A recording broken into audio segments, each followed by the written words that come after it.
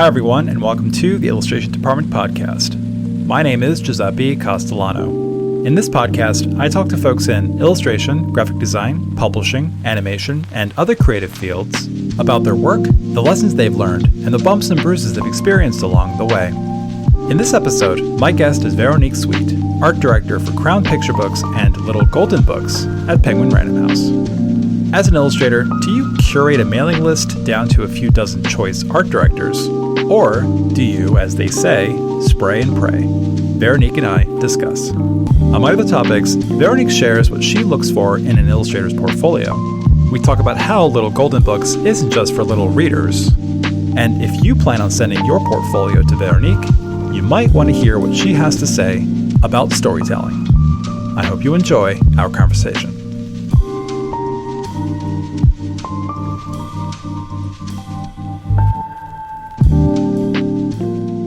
Are you going to edit my accent? Your accent sounds amazing. What are you talking about? Thanks for saying that. That's fine. Do you speak Italian? Yeah, I do. Good. Yeah. Good for you. Yeah. I mean, not as well as my parents. I often say I don't speak Italian very well. And my wife looks at me, rolls her eyes, and then says, "Stop talking." Yes, you do. So are you working remotely in France, or are you just on vacation? Both. I will be on vacation next week. I'm this week. Basically, my children who were born in the US need to practice their French. Nice. So I dropped them off to a sleepaway camp. Oh, And I'm working. And then when I take them back, then I'll be on vacation. good for you. Mm-hmm. Very smart. Good for them, I think. And good for them, right. Yeah, Sarah and I, my wife and I, wanted to do that. We never did. We never got around to it. When they were little, go to Italy, visit my family, and we drop my kids off at like a summer camp where they just speak Italian entirely. That would have been amazing, but we never got around to it. Oh well. But you're already like a second generation, though. Like my kids, that I think like that would be them doing that to their children. It possibly, And, yeah. I mean, yeah. I'm first generation. My parents are Right. Oh, yeah, but that's immigrants. what I meant. So, Right. yeah. Oh man, that's a whole other conversation. Like when you're first generation, there's a responsibility that you carry that you don't even know is there, but it weighs heavy at times because you want to carry on the traditions, but you also are not of that country. Right. So you balance, and I can only speak for myself, but I have a feeling a lot of hyphen Americans out there can relate to this. You've got this deep, deep rooted tradition and very rich tradition, food and culture and art and all these things and dialects and all these idiosyncratic elements of where your parents are from that you want to keep with you and carry with you and never forget. That's a lot to carry because you are also an American and you also want to do things that Americans do and you're part of this culture. So you sort of balance it out. And unfortunately, the older you get, if you're not practicing the language, you lose it. If you don't practice the culture, you forget it. For example, we make sauce and wine every year. And I still am worried that once my parents passed, will I forget how to do it? So Have you taken notes? Do you write down? Oh, yeah. How to do it? Pictures, videos. Oh, of course. Oh, good. Yeah. So, and it's like a very specific way that my ancestors, my grandparents, my great-grandparents made sauce and made wine.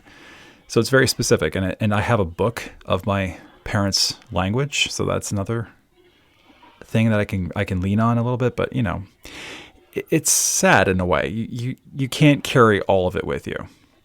Right. You have to select what you're going to carry, I guess. Right. At some Yeah. point. So this isn't the dialect department podcast. This is the illustration No, it's not. department podcast. And I was talking to an illustrator this morning. Mm-hmm. One of the many things that I talk to illustrators about is how do you separate yourself from the crowd with respect to your portfolio. This illustrator is working with a small publisher.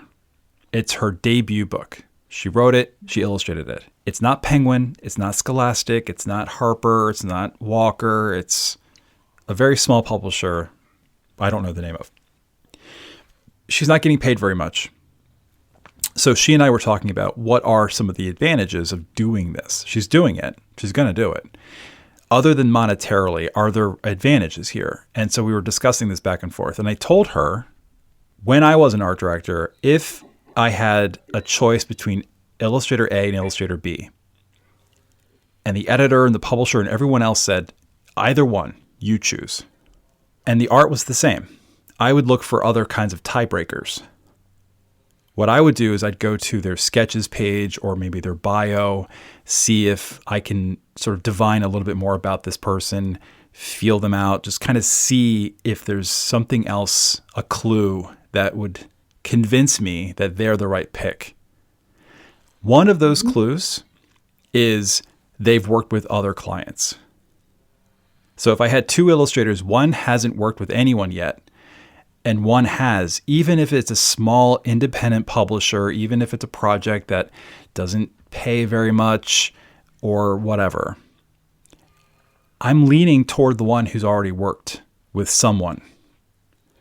It's not to say that the person who hasn't worked with anyone is a disadvantage, because again, these are my two top choices. I would love either one of them, but the one who's worked with somebody maybe gets the nod. So my question to you is, let's say you have two or more illustrators that you're thinking about for a children's book, for a picture book. Mm-hmm. And the art is equal in terms of just the artistry and the beauty and the quality, any one of whom would do a great job. What are your tiebreakers? Even if the quality is equivalent with both artists, some things are going to be different. I think one thing that for me would make a difference maybe is the color palettes. A lot of color palettes are solid and lovely, and there are color palettes that just, are fresher, that you feel like you haven't seen over and over. Okay. So that would be something.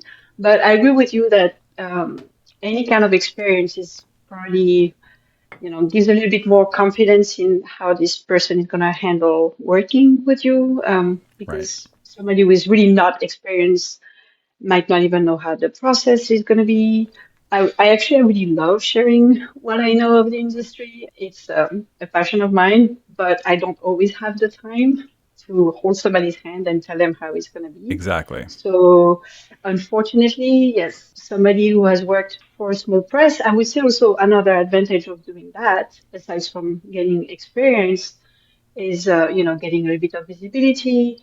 And I'm pretty sure illustrators who are starting before the first project and the end of the first project, they have, improved tremendously. The more you do, the more you improve your art. So even if it's not a lot of money there yet, it might just be what helps you, get to the next level.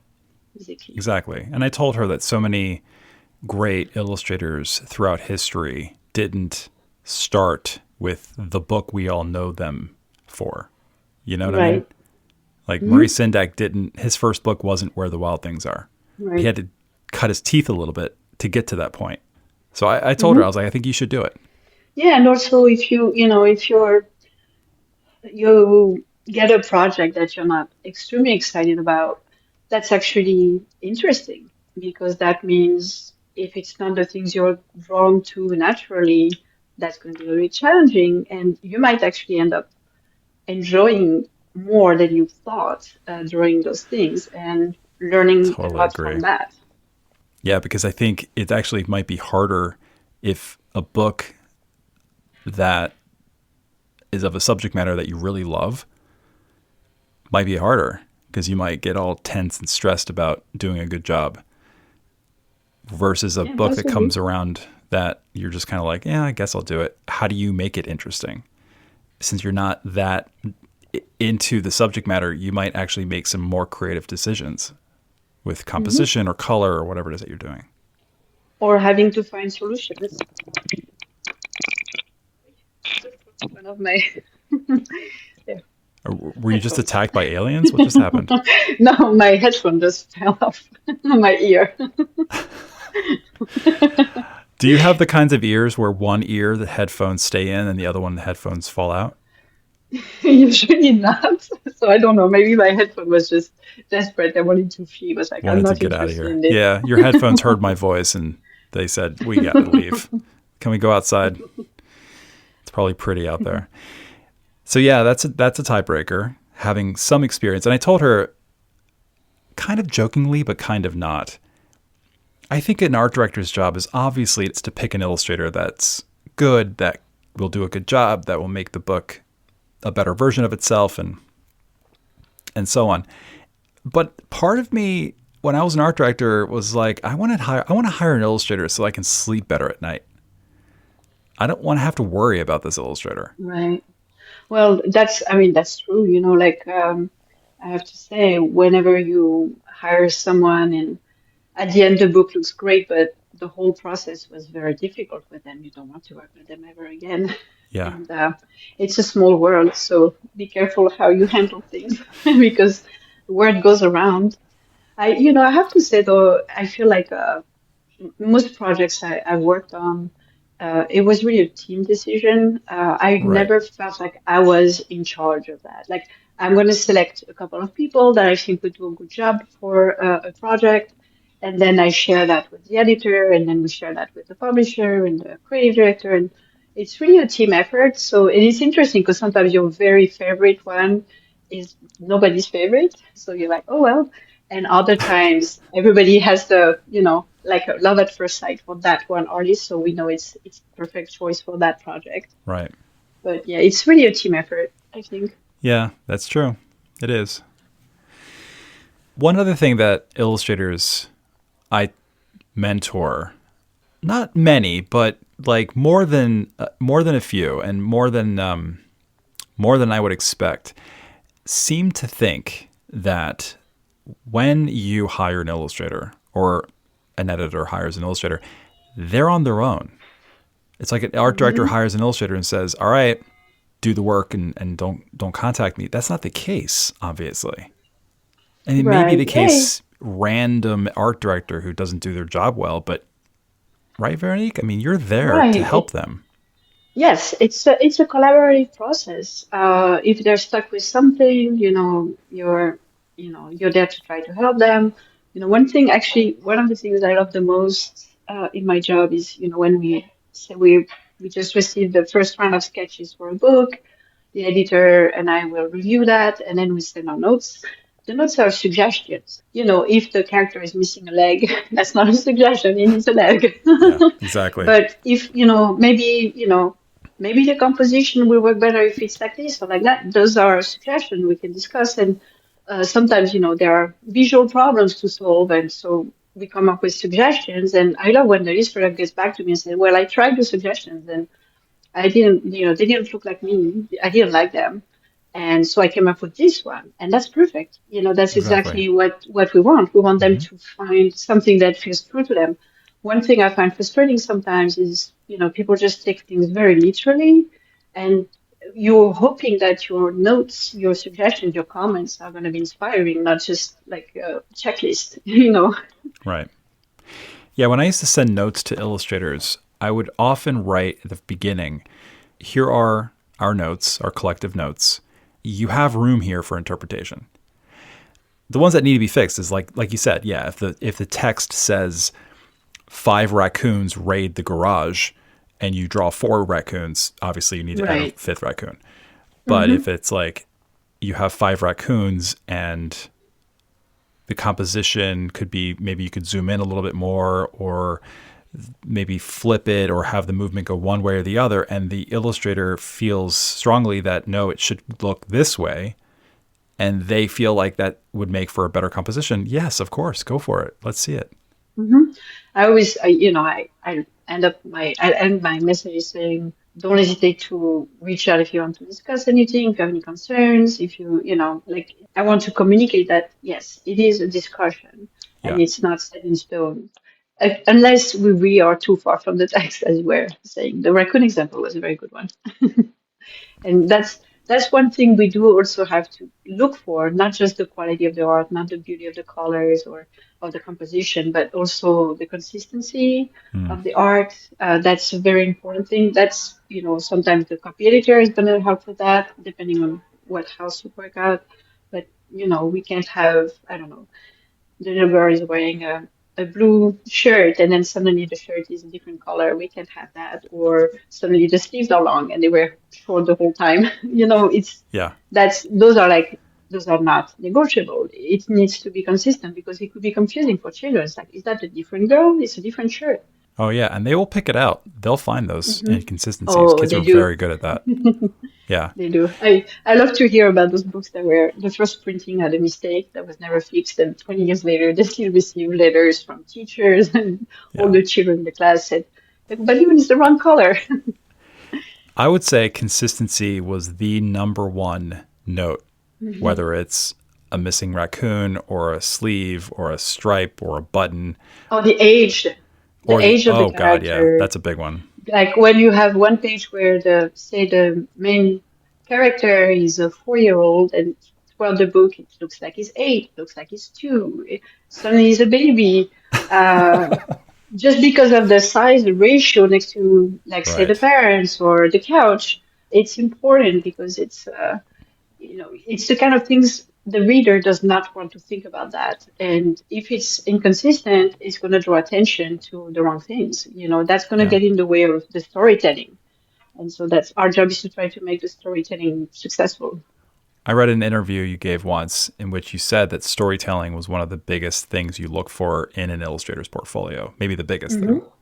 Hmm. Hmm. By storytelling, Yes. I think I know what the answer is, but I'm going to ask you and you can tell the audience. What does that mean?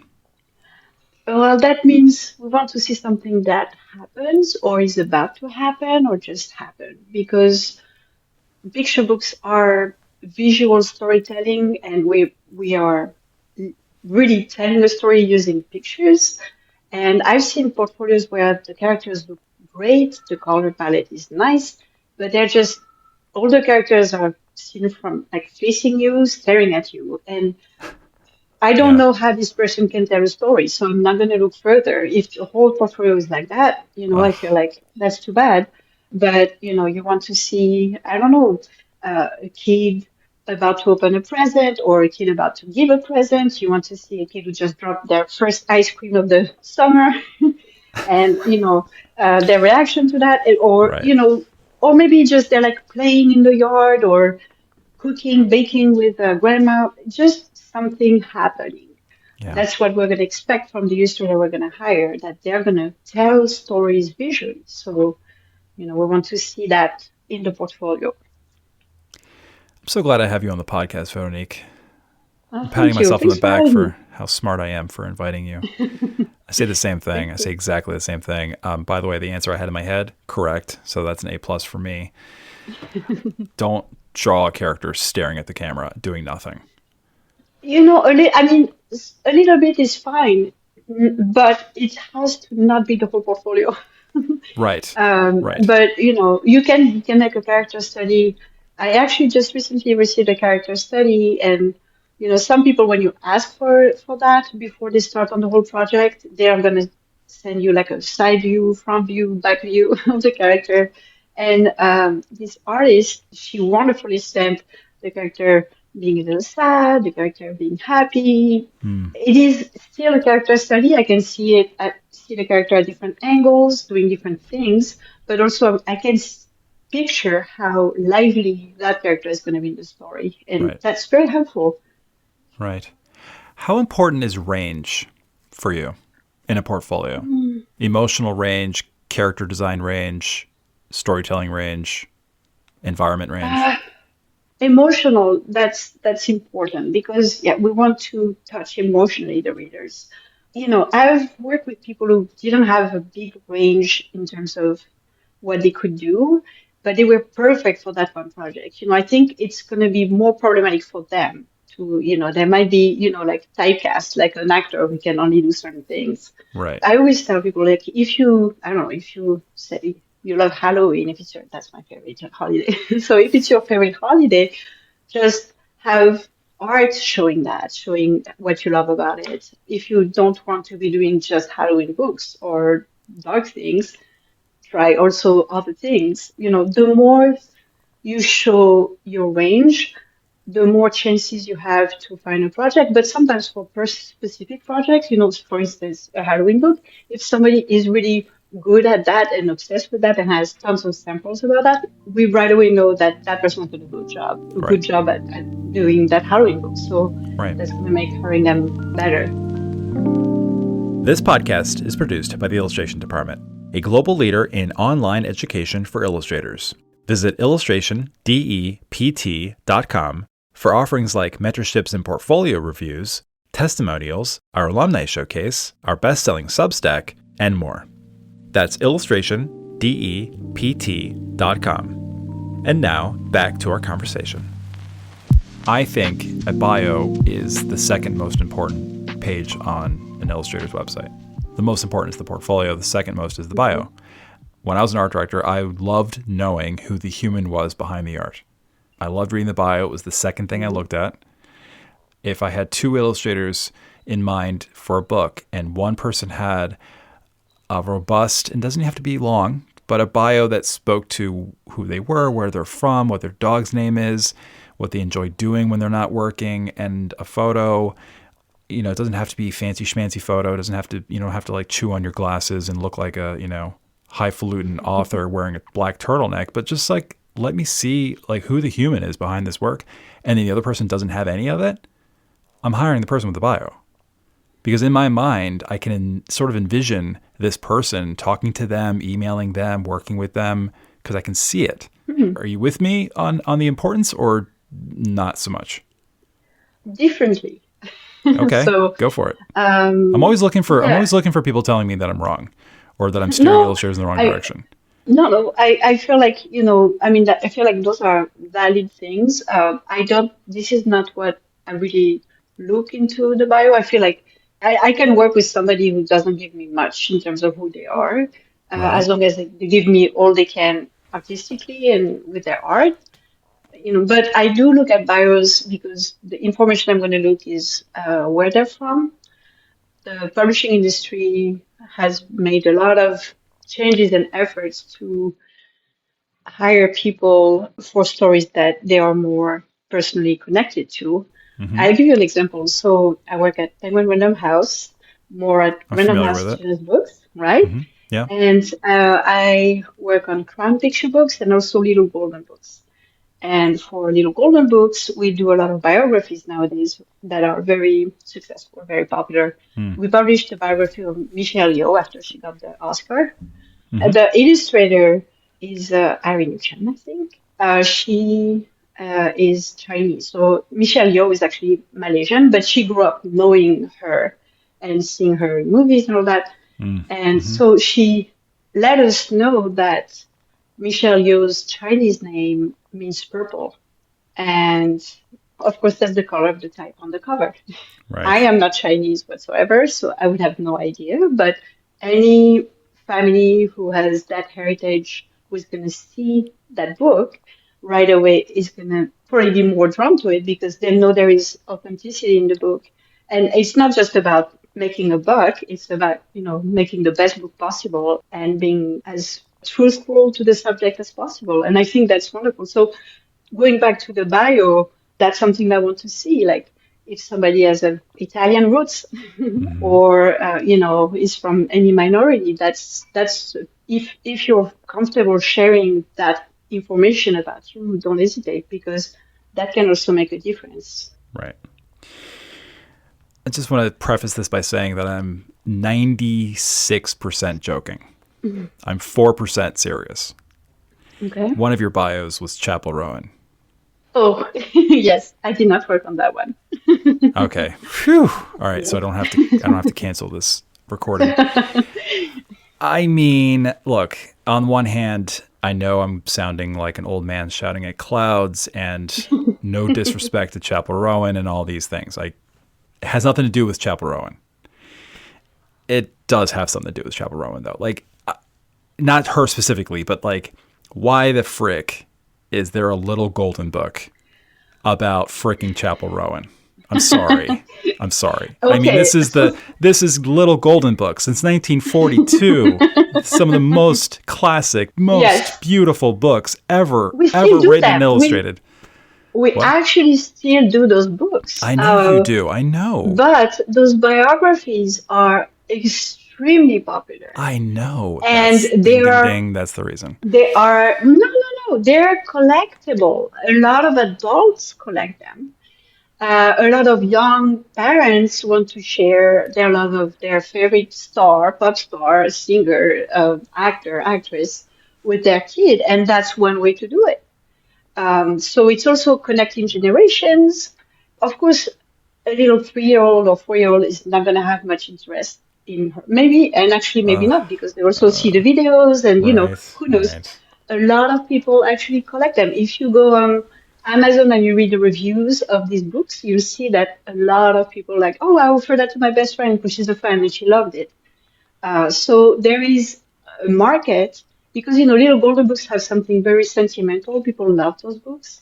Mm. You mix Hmm. that with an interest in like iconic people, pop culture people, that leads to a lot of interest. I don't think like we did one bio that had no interest, like nobody would be like, why? But I guess you're wrong. You were puzzled by that. But No, it's the fine. the Taylor Swift one, the Taylor Swift Yeah. one, Right. I Her think at too. this point has sold about 2 million copies, and they're very affordable. So they I know. sell like hotcakes, and we still make. I just did this. I'm so excited about this book. You were talking earlier about artists that you love, and Hmm. the first time I saw an art sample by Jill Howarth, I'm not very sure I pronounced that correctly, Howarth. I was just in love with it. I mean, not I managed, I finally got a chance to work with her this past year after maybe 12 years of knowing her and hoping one day I would. Hmm. Her art is perfect for little books. The book is called Christmas Day Cheer. It has a vintage feel, like an old-fashioned little golden book, but it's modern. It's got fresh colors that are contemporary. It's perfect. And we still do, we still make those books. They're still popular. I know, Veronique. Again, 96% joking, 4% serious. Would Lucille Ogle, who co-founded Golden Books, would she have published a biography, a Little Golden Books biography of Charlie Chaplin? Do you know what I'm saying? Like, when did, and I don't want to get into like a 1 hour conversation about celebrity books and all these things because I would be a hypocrite. I work with Dolly Parton on her picture book, The Coat of Many Colors. I've worked with other celebrities before, so I'm not going to diss that. But I just saw the Chapel Rowan one specifically. It's like we've come a long way from Richard Scarry's Mouse's House or Pokey Little Puppy. Right. And those books are still in print. I know that. I The thing know. is like, the thing is, there are things that are still truthful to, golden books. The format, the number of pages, Right. the amount of text, the way the text is written to really cater to very young kids. For instance, I had somebody once, an illustrator, saying to me, "Oh, if you ever do a Jimi Hendrix biography, I'd love to illustrate it." Okay, I'm a fan of Jimi Hendrix music. I love Jimi Hendrix. However, it's pretty too problematic for a golden book because there are too many things we need to not talk about. How are we going to manage all the drug abuse? That's not appropriate for our audience. So all the people that end up having their biographies in our collection, they don't have to be perfect, but it has to be manageable. I worked actually, I don't know if you saw it, I worked on the Martha Stewart Little Golden Book. Right. One of my favorite page ever is when she goes to jail. It's so cute. She made a mistake, and you see her scrubbing the floor. It's adorable. It's cute. The parents will get a kick out of this, Mm-hmm. reading it to their kids, or maybe they're gifting the book to their best friend who is a fan of Martha Stewart. We're not taking it as far as you think. Little golden books were very early on. They were really groundbreaking. We will Oh have yeah. people in the collection that are also, I'm working right now on biography of Shohei Ohtani, and I think one just came out from a different publisher, but we're among the first one who thought of it too. Oh yeah, You know, no. so I feel like, why not? You can't, if we kept making exactly the same books, people would not necessarily go for them. But we still, in the spirit of the early golden books, there are still a lot of books coming out. We have lots of little golden books about, my little golden books about Vikings, giraffes, to teach something, but Yeah. very, the information is light, just enough information for a young reader. So, you need to evolve a little bit. Gustaf Tenggren somewhere is turning around in his grave. The more we talk about this, the more I'm just sort of like, why is Martha Stewart going to jail part of a little golden book? Why is that a book for children? Because it happened. I know it happened, but Because it's it happened. not. Look at the book. That's not a book for children. But the book is not about her going to jail. The book is about her childhood, what her life was like as a young woman, how she built an empire, how she did make a mistake, and now how she's making cupcakes with Snoop Dogg on TV. It's where she is. Yeah. Didn't Snoop Why Dogg? not? Didn't Snoop Dogg murder somebody? Anyway, I don't know about that. I'm going to move forward. I had no idea. I'm moving forward. Moving forward. It's not it's not just for the kids. As I said, like a lot of adults collect those books. So it is not relevant just for children. There are children's books, of course, but there are a lot of people collecting Okay, them. so instead of calling them little golden books, let's call them like bigger golden books, If you want. But like for instance, I worked on the one about Michael J. Fox. right? Okay, I grew up in the 80s. I saw Back Same, to the Future back then. I 100%. have children to whom I wanted to show that movie because I was like, we need to know what it's about. At least just watch it. Yeah, And they actually liked it. That's a way to connect with the younger generation. So, they saw me work on the book. They're like, oh, that's the guy from Back to the Future. I was like, yes, it is. What's the harm in this? right. And it's a beautiful book. The artist did a great No, job. I know. I know. Well, Veronique, I got to say, I'm hot to go to the next subject. So let's talk about Sure. how to find illustrators. Whew. Yeah, I know. I know it's a big subject. I actually keep a running list whenever I see art somewhere, whenever I see art in a bookstore, but also online, of course. Whenever an agent sends a mailing with a couple of artists, I take a look. Sadly, sometimes I don't have time, but I try to keep them for a moment I have time. Right, Instagram also. right. And some people are pushed that way, but a lot of it is actually through agents. I would say like agents mailing. I do get every now and then postcards at the office, and I would not recommend doing that because it's just going to be one sample unless it's absolutely stunning. It's not enough to see exactly what the artist is about. And nowadays, a lot of people work from home, so some of my coworkers get postcards, but they don't even go to the office. So I'm sure it must be hard for an illustrator to try to get visible if they don't have an agent. I think having an agent helps a lot. What about you? How do you find illustrators? Or when you are an art director, how did you find them? I used Twitter almost exclusively. Hmm. This is back when Twitter worked. I used some blogs and other kinds of online collectives, illustration collectives. Postcards, yeah. Emails, sure. Agents, of course. But for me, it was social media big time. Hmm. Yeah. You know how it is. You get postcards, you get emails, you get all these things, and in no time you've got flat files and hanging folders and bookmarks and all kinds of stuff saved of all sorts of illustrators that you look forward to working with, and that's basically it. And Right. a lot of the time it was timing too. A book would come down the pike and onto our desk, and we'd be looking for an illustrator at that time, and just then we're getting postcards and emails at that moment. An illustrator shows up and turns out to be the right illustrator. So it just really depended. That doesn't sound right. On timing, it was really taste and timing, and anytime illustrators sent us anything, we obviously we'd look at it. The discoverability thing is the question, right? job is to receive these mailers. Their Mm-hmm. job is to send you these mailers. What's the best way to get in touch with you?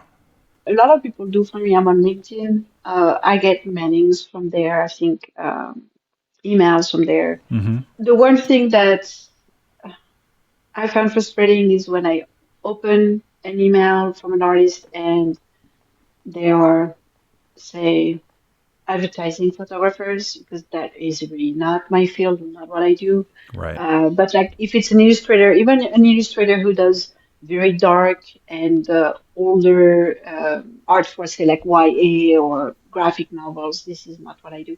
Now, I can understand that it would take a lot of efforts to research that, but these informations are available now. Most books also have backflap or on the copyright. You can see the name of who designed the book, and then you can look them up. If you see like a picture book that you love and you're like, oh, who did that? And then that's an art director or a designer, you can try to track down, like try to narrow it down to people who are going to be relevant to you. You have more chances to get somewhere. I get so many art samples that are irrelevant to what I do. Sure, they're cool, but I'm not going to hire somebody to do like very edgy portraits. That that's just not what I do. Not today, Maybe Veronique. one day. And sometimes, and actually on Instagram, I do follow people that, I love their art. I know I'm never going to work with them on a picture book because that's not what they do. But I'll follow them because it's eye candy when I open it. So anything that is like middle grade, YA, that's not going to be relevant. And same, if somebody only works on YA novels, if you send them your really cute little bunny, they can do much with it. So try to, the information is available. A lot of people are on LinkedIn, a lot of people are, out there, they have websites. Rather than send as many as possible, try to find the people that you have more chances to be working with at some point. Veronique, I think you're the best. And I say this with the utmost amount of respect, Thanks. Why? but you're wrong. I knew it was coming. That was a trick. Why did you say that? No, no, no, no. That's good advice. However, so you're saying you need to Mhm. be a lot more selective with who you're emailing. Okay, Yes. I get that. Because I don't want my time to be wasted. If I open 10 emails in one day that none of them were relevant to my field, I'm a little frustrated sometimes by I, this. and But that is yeah. fully valid. I totally get you. Trust me, I got photographs of like naked women from photographers. I Right. that did not make any sense. I got literal rocks from illustrators with paintings on them. It spans the gamut. I got crazy, crazy stuff. I got a bag of coffee beans once, Hmm. but that was a smart move because I used to do every Wednesday. I would tweet something called mailers and coffee, hashtag mailers and coffee, which it still exists on Twitter if people are on there, where my assistant and I would look at the postcards every Wednesday while drinking coffee. I take a picture of the postcards and tweet it and say, here are the postcards that I got this week. It was super fun. I did it for such a long time. Anyway, so an illustrator sort of caught wind of that and sent me a bag of coffee beans. But do you know how long it takes for an illustrator to research you and find your email, which is not easy? It's not hard, folks. You can just do a little research. You can find her email address. I might even put it in the show notes if Veronique allows me to. Yeah, sure, why not? But don't expect a reply. That's fine. They If know. I like your name, I'll file it. If I'll put it on my running list. If it's not relevant or if I think you need to work some more, Yeah. But yeah, why not? Just put in the subject line, Veronique, you're awesome, and Giuseppe, you're wrong for hating on No, don't say Chaperone. that. Chaperone's the Don't say best. that. No, but recently actually at the office, I got samples. I don't remember her name, Yeah. but the samples came in an envelope with a note. The note said that it was a female artist, and she said, I went to the original art show, Okay. and there was a book I really loved, and I saw you are the art director, and I hope I can work with you someday, something like that. Right. I Perfect. was so excited to get this. I was so excited to get this because it was, it wasn't like a picture of a beer in the fridge. It was like somebody who loves illustrating books who went to that show, and I'm sure she didn't send it just to me. I'm sure she looked at, maybe she took the catalog and went through it and sent it to every art director that was in there. But good for her for doing that because it's like, yeah, we are actually people, and it was a way to connect. I was so excited. I showed it to everybody in the office. Yeah, that's I great. mean, all I'm the not saying I, don't I do was that. like, this is so smart. It I is. showed it to my boss, and she was excited about it Yeah. too. And actually, I kept the samples because they were good samples, and hopefully one day There you I will go. work with this There you go. person. That sounds great. I'm not saying don't do that. Good for that illustrator, and I'm happy for you. You're still wrong. Here's why. Here's why. It takes an illustrator a ridiculous amount of time to research an art director, find out where they work, find out what their email address is.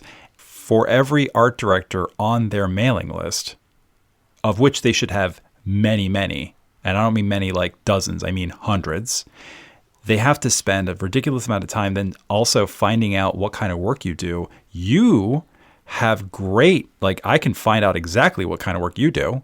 Obviously, when this episode comes out, people will hear it and they'll hear what kind of work you do. So even more information about what you do. Crystal clear, super easy. But not every art director is Véronique Sweet. Not Yeah, every art director that's true. shares what they do. So it's hard to know. Also, as I'm sure you're aware, you didn't just start your career at Random House. No. You didn't always do the kinds of books you do. You switched. You did some media tie-in stuff and whatever. So I don't know what you're working on right now, Veronique, is what I'm talking about. I don't know. As an illustrator, I have no idea what you're working on right now. I have no idea if you had a meeting today with your publisher and your publisher said, you know what we need to do some more dark stuff. Okay, we'll do some more dark stuff. Great. I don't know that. So That's true. how am I supposed to curate based on something I don't know? No, that's right. That's a valid point.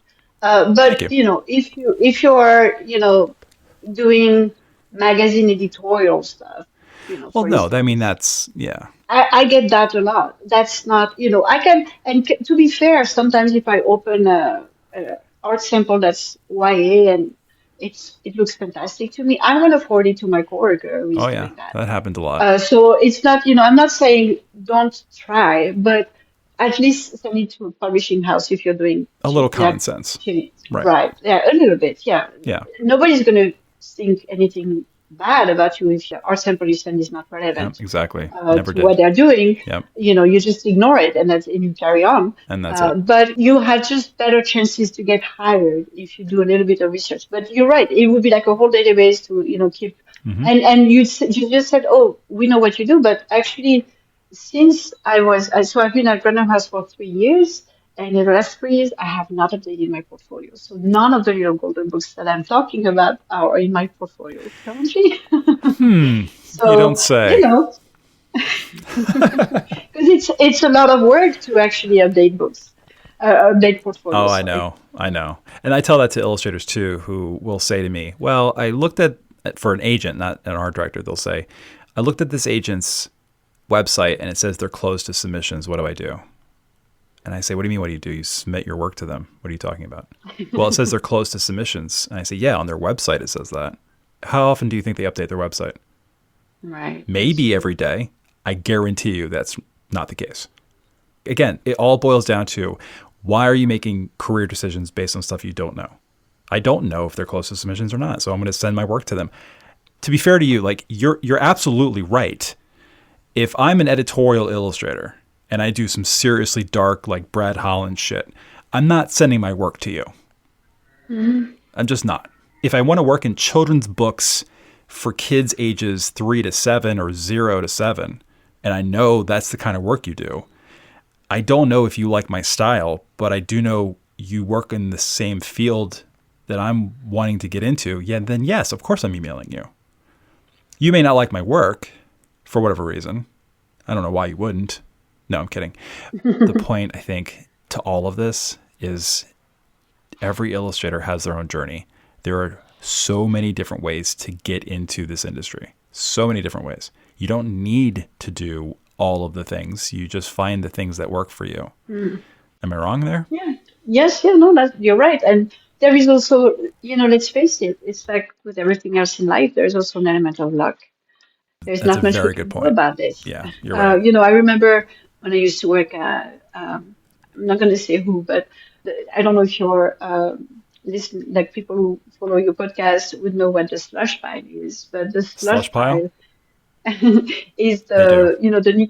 right. Okay, so I don't need to explain, but usually the slush pile just gets bigger and bigger with all these unsolicited submissions all year Right. that nobody looks at because nobody has time for this because we're paid to do a job, not to look at things we didn't ask for. And so in the summer, where that was when I was at Harry Holt, right? And they would give that to the interns or the assistants to look through. Usually they would just all end up in the trash. Nothing was going to come out of this.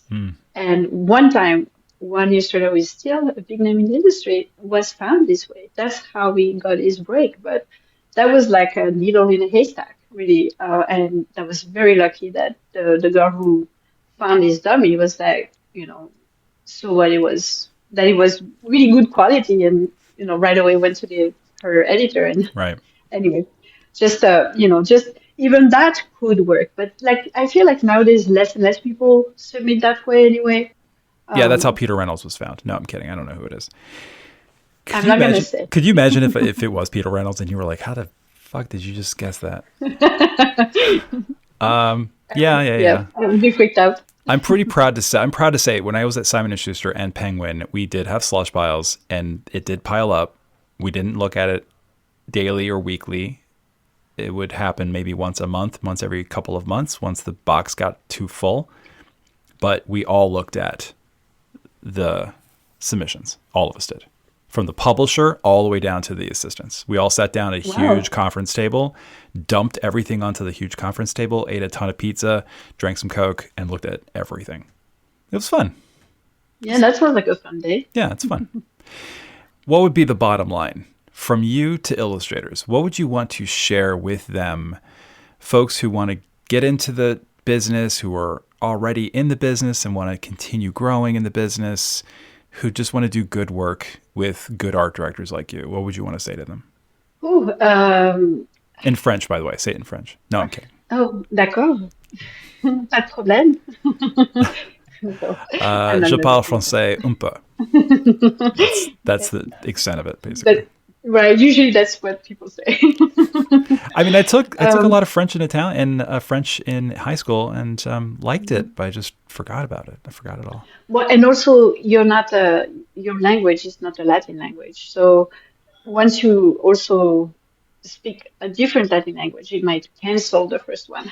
Yeah, You see what I mean? correct. They conflict, They do. they fight each The other. French, Um, the verb conjugations in French and oh Italian. gosh, Oh my God. yes. I'm so glad I didn't have to learn that as a foreigner. It's built in, it's good. It's built in. Oh, that's so good.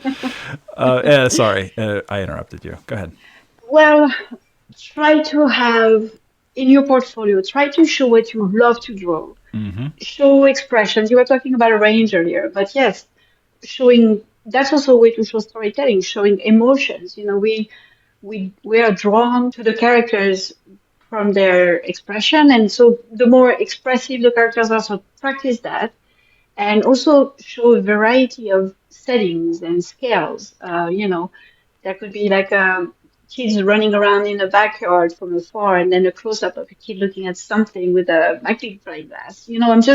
I'm just throwing stuff, randomly, but the more you show that you can do a lot, the more we see it, and the more we can project. Oh, that person could tackle that project. Right. If you don't have any animal in your portfolio and we're looking for somebody to illustrate a book with animals, that's not going to work, of course. But if you don't like drawing animals, don't.